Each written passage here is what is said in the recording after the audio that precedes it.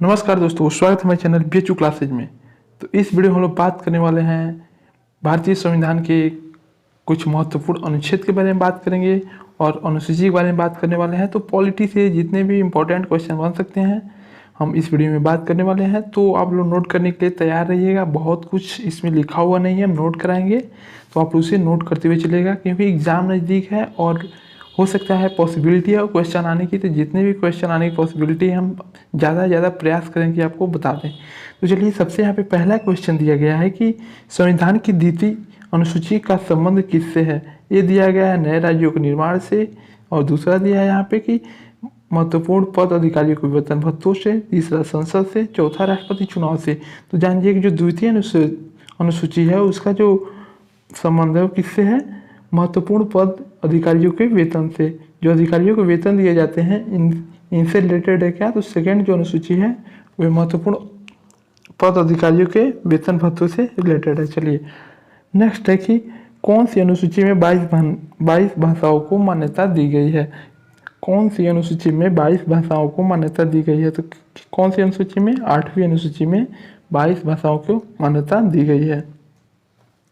ठीक, तो सबसे पहले जानिए कि कितना अनुसूची है इसमें, वर्तमान में कितनी अनुसूची इस समय है। तो इसमें वर्तमान में 12 अनुसूची है। ठीक, कितनी अनुसूची है, 12। और जब संविधान बना था तो मूल संविधान में कितनी अनुसूचियाँ थी, तो 8 अनुसूची थी। ठीक, और इस समय कितनी अनुसूची है, तो 12। चलिए नेक्स्ट चलते हैं। नेक्स्ट है कि दल बदल के आधार पर निर्वाचित सदस्यों की अयोग्यता संबंधी विवरण किस अनुसूची में है। तो ये बाद में संशोधन करके जोड़ा गया था। दल बदल के आधार पर निर्वाचित सदस्यों की योग्यता विवरण किस अनुसूची में है, तो 10वीं अनुसूची में। दल बदल से 10वीं आप लोग रिलेट कर सकते हैं। ठीक, नोट कर लीजिएगा, इंपॉर्टेंट है। चलिए नेक्स्ट दिया है कि संविधान की 6ठी अनुसूची किस राज्य में लागू नहीं होता है। संविधान की 6ठी अनुसूची किस राज्य में लागू नहीं होता है। तो इस 6ठी जो अनुसूची है वो 2 राज्यों में लागू होता है। किन किन राज्यों में, मिजोरम और नागालैंड में मिजोरम और मेघालय में लागू होता है। ठीक, और किस किस में नहीं होता है, तो मणिपुर और इसमें नागालैंड में लागू नहीं होता है। चलिए नेक्स्ट देख लेते हैं। नेक्स्ट है कि किस राज्य के आरक्षण विधेयक को 9वीं अनुसूची में सम्मिलित किया गया है। किस राज्य के आरक्षण विधेयक को 9वीं अनुसूची में सम्मिलित किया गया है। ठीक, तो देखिए किस राज्य के, तमिलनाडु को। नेक्स्ट है कि भारतीय संविधान की कौन सी अनुसूची राज्य के नामों की सूची तथा राज्य के क्षेत्रों का ब्यौरा देती है। भारतीय संविधान की कौन सी अनुसूची राज्य के नामों की अनुसूची तथा राज्य क्षेत्रों का ब्यौरा देती है। तो कौन देती है बताइए, पहली। चलिए सबसे पहले आप कुछ महत्वपूर्ण अनुच्छेद हैं उसे नोट कर लीजिए, उसके बाद हम आपको नेक्स्ट क्वेश्चन की तरफ चलेंगे। तो सबसे पहला अनुच्छेद दिया है कि अनुच्छेद जो 79 है उसके तहत क्या होता है, राष्ट्रपति जो होता है वो संसद का एक अंग है। नोट कर लीजिए, पूछ सकता है कि राष्ट्रपति संसद का अंग है वो किस अनुच्छेद में बताया गया है, तो किस अनुच्छेद में, 79। ठीक, और वही बात कर लें, चलिए तो देख लीजिए 51 का एक होता है, 51 का ये होता है तो मौलिक कर्तव्य है। इस अनुच्छेद में कहा है तो मौलिक कर्तव्य है। ठीक, और बात कर लेते हैं राष्ट्रपति का पद जो है किस अनुच्छेद के तहत बताया जाता है। तो अनुच्छेद 52 के तहत बताया जाता है कि भारत में एक राष्ट्रपति होगा। तो पद का जो है वो अनुच्छेद 52 में बताया गया है। अनुच्छेद 53 में बताया गया है उसके शक्ति और कार्य के बारे में बताया गया है। राष्ट्रपति के शक्ति और कार्य के बारे में बताया गया है अनुच्छेद 53 में।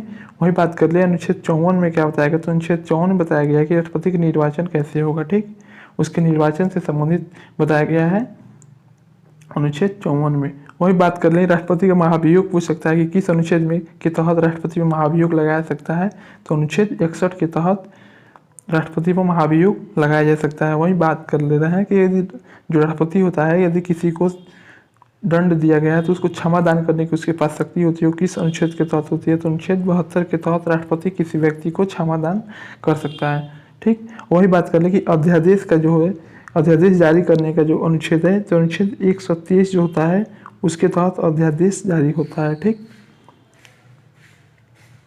वही बात कर लें आपसे कि जो सुप्रीम कोर्ट का गठन होता है वो अनुच्छेद 124 के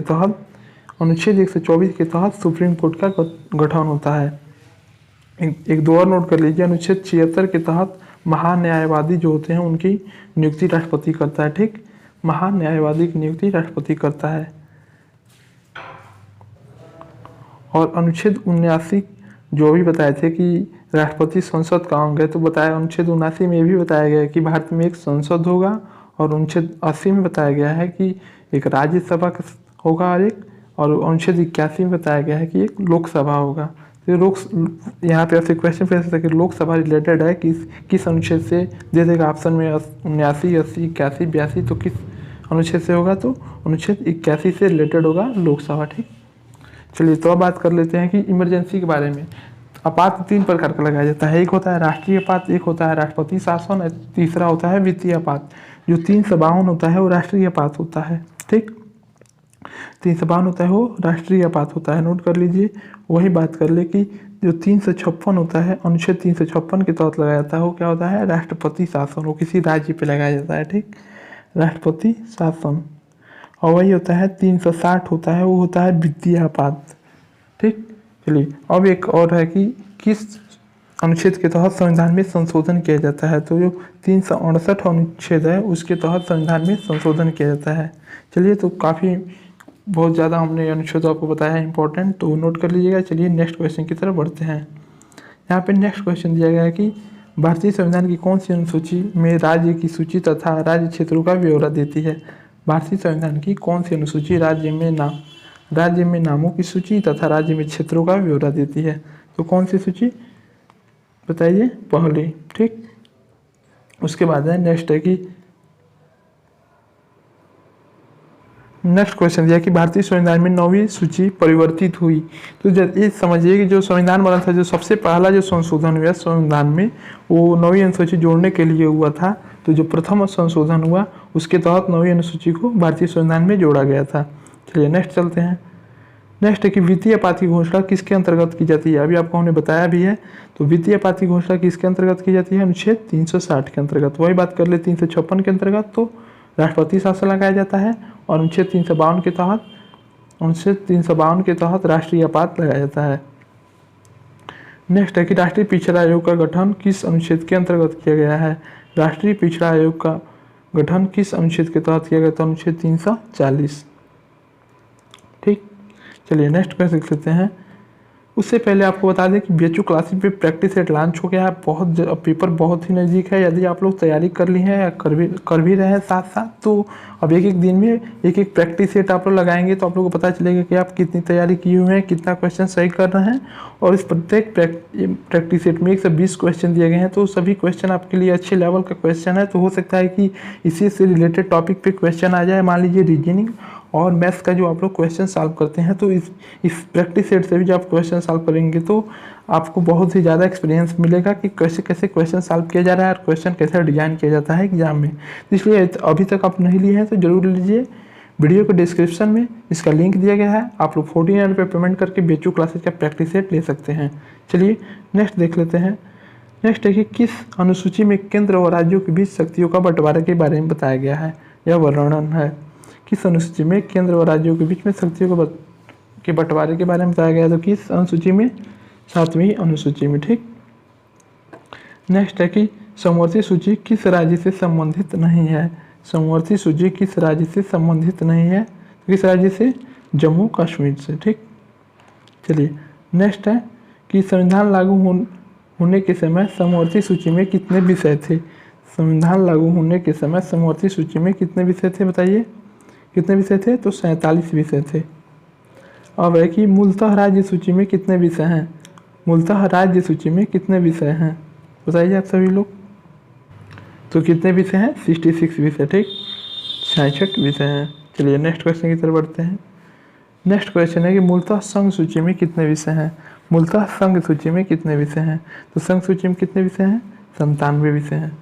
तो उम्मीद है आप लोगों को बहुत अच्छा लगा होगा। पॉलिटी का आज हमने इसमें 15 क्वेश्चन और डिस्कस किया, ऊपर से हमने आपको जो महत्वपूर्ण अनुच्छेद थे उसके बारे में बताया। आप लोग जरूर से नोट डाउन कर लीजिएगा और रिवीजन कीजिएगा। बहुत जल्दी फिर नेक्स्ट वीडियो इस चैनल पर मिलेगा। वीडियो देखने के लिए बहुत बहुत धन्यवाद।